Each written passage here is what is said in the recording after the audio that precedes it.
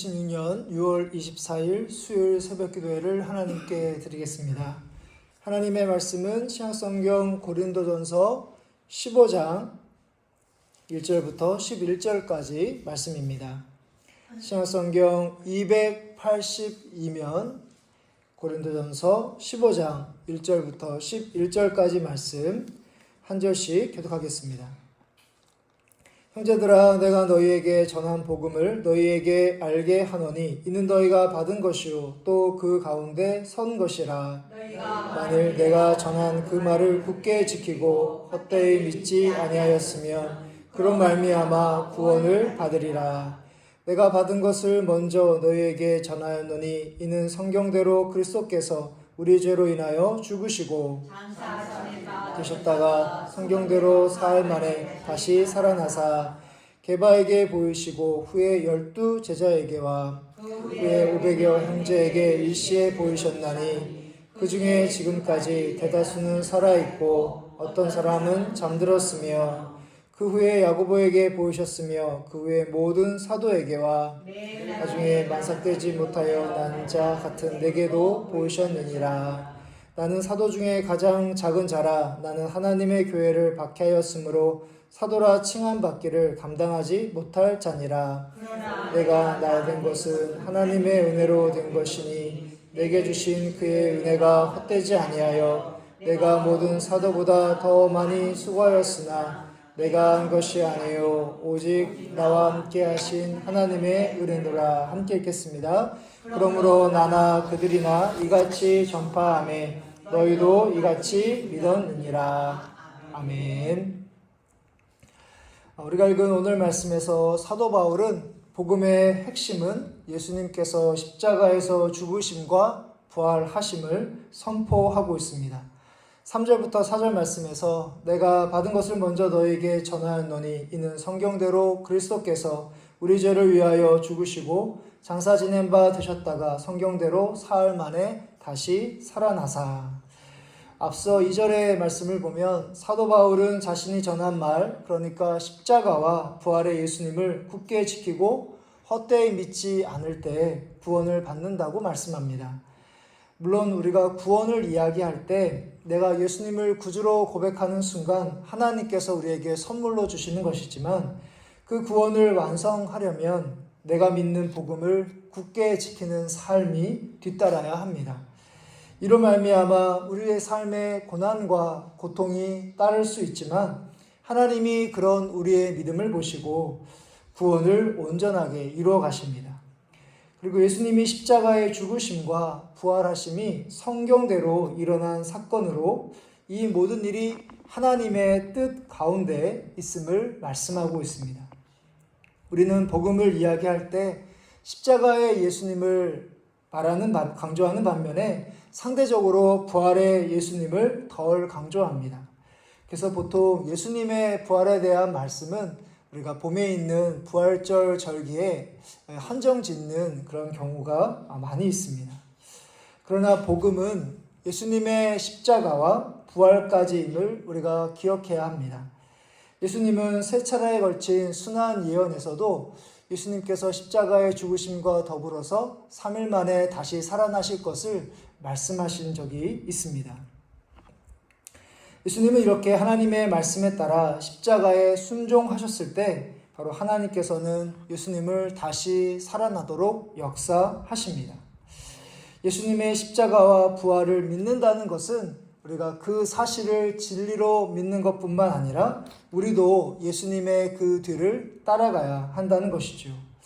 하나님이 예수님에게 하신 부활의 역사를 기억하는 가운데 우리 여러분들에게 주신 십자가를 몸소 짊어지시는 복음의 삶이 있기를 간절히 바랍니다. 아멘. 이어서 바울은 예수님의 부활을 목격한 증인들이 있기 때문에 예수님의 부활을 믿을 수 있음을 말씀하고 있습니다.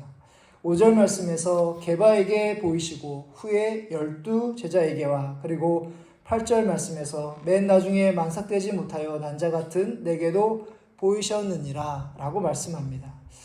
부활하신 예수님이 몇 사람에게만 나타나셨다면 혹시 그 부활의 예수님을 믿지 못할 수도 있었지만 있을지 모릅니다. 그러나 게바인 베드로, 12제자, 그리고 500여 형제, 그리고 야고보, 그리고 바울 등등 성경에 기록되지 않는 자까지 합하면 많은 사람이 부활하신 예수님을 직접 목격했습니다. 그들은 부활하신 예수님을 만난 후에 삶이 완전히 변화되어 담대히 부활의 예수님을 전하는 복음의 사명자가 되었습니다. 그리고 바울은 앞서 3절에서 내가 받은 것을 먼저 너희에게 전했다라고 하면서 자신도 복음을 누군가로부터 받았음을 암시하고 있는데요. 우리가 잘 아는 것처럼 사도행전 9장의 말씀을 보면 바울은 다메섹 도상에서 부활하신 예수님을 만나게 됩니다. 그러니까 예수님을 믿는 그리스도인들을 붙잡아서 공회에 넘기기 위해서 다메섹이라는 곳에 지나가다가 바로 부활하신 예수님이 사도 바울에게 나타나셨고, 그리고 사도 바울이 부활하신 예수님을 만나서 사도의 직분을 감당하게 된 것이죠. 바울이 열심히 노력하여 예수님을 만났던 것이 아니라 예수님이 그에게 찾아오셨고 그를 만나 주십니다. 5절부터 8절에서도 보이시고 라는 그런 단어가 계속해서 나오고 있는데요.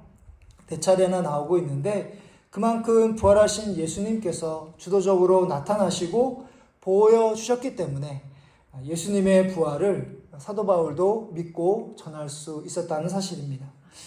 우리도 예수님의 부활을 믿지 못하는 자에게 분명한 증인과 또 우리가 완전히 변화된 삶을 말할 수 있어야 합니다. 그리고 우리가 변화된 사람 중에 바로 우리 자신도 있다는 것을 그들에게 보여주어야 합니다. 부활하신 예수님이 우리에게 나타나셨기 때문에 우리가 부활하신 예수님을 믿을 수 있었고, 그리고 하나님께서 우리를 변화시켜 주셨습니다.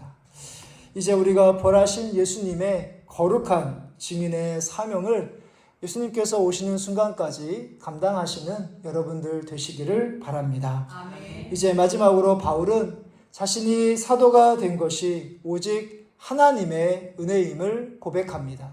우리가 읽은 10절의 말씀 다시 한번 같이 읽어보도록 하겠습니다. 그러나 내가 나된 것은 하나님의 은혜로 된 것이니 내게 주신 그의 은혜가 헛되지 아니하여 내가 모든 사도보다 더 많이 수고하였으나 내가 한 것이 아니요 오직 나와 함께 하신 하나님의 은혜로라. 아멘. 부활하신 예수님이 바울을 만나 주신 것, 그리고 더 나아가 사도의 사명까지 주신 모든 것을 사도 바울은 하나님의 은혜입니다 라고 고백하고 있습니다. 우리도 예수님을 믿어 구원받아 지금까지 지낼 수 있는 모든 것을 하나님의 은혜로 여기시는 가운데 우리에게 은혜를 베풀어 주신 그 부활의 예수님, 우리를 구원과 영원한 생명을 주신 그 하나님의 은혜를 증거하는 부활의 증인의 삶을 오늘도 살아가시는 여러분들 되시기를 주님의 이름으로 축복합니다. 아멘. 하늘에 계신 우리 아버지여, 이름이 거룩히 여김을 받으시오며 나라의 마옵시며 뜻이 하늘에서 이루어진 것 같이 땅에서도 이루어지리이다. 오늘날 우리에게 일용할 양식을 주시옵고 우리가 우리에게 죄 지은 자를 사하여 준 것 같이 우리 죄를 사하여 주시옵고 우리를 시험에 들게 하지 마시옵고 다만 악에서 구하시옵소서. 대개 나라와 권세와 영광이 아버지께 영원히 쌓옵나이다. 아멘.